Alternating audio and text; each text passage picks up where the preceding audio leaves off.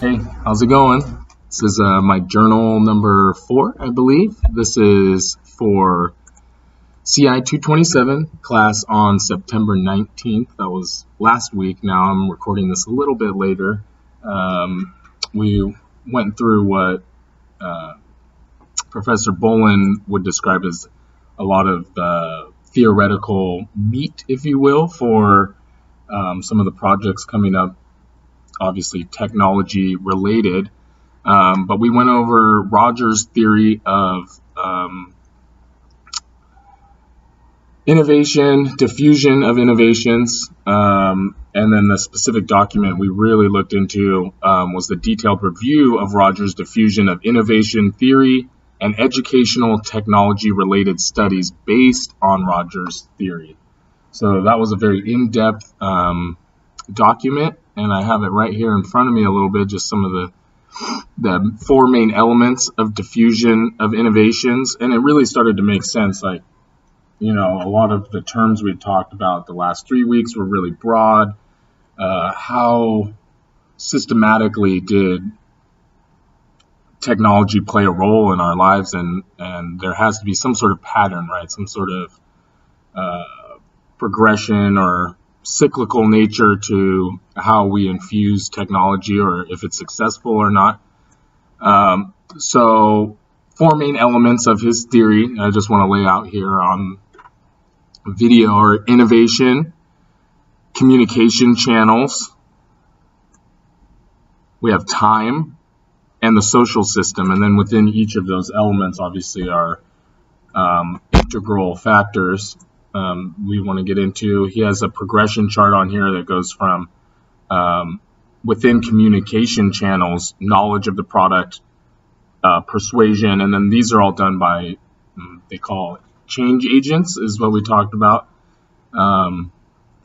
Persuasion, decision, and then at that point, either users choose to adopt or reject, and then the next level would be implementation, and finally confirmation, where users are confirming their choice, whether it was right or not, and looking at the social context, the broader context and use of the technology, whether there was a benefit, you know, the benefit outweighed the cost. I thought this was really cool because for me, I think systematically like this. There's some sort of pattern that fits together, and so reading Rogers really made sense to me, and now I can really put some of the broader conversations we have into context and analyze it through the Rogers framework. Hey, I just wanted to add real quick something else Rogers went over that was really cool. We talked about was categorizing users from innovators, early adopters, the early majority, and the late majority, which consists of obviously the majority of users, which is about 68%. And then we have about 16%, which Rogers considers laggards, and pretty interesting. So I'd encourage you to look into Rogers' theory of innovations and delve into it yourself. I'm going to be looking into it more over the next few weeks, and I'll fill you in on it on the video here. Bye. Here at Glacier Point, this is where I do my student teaching.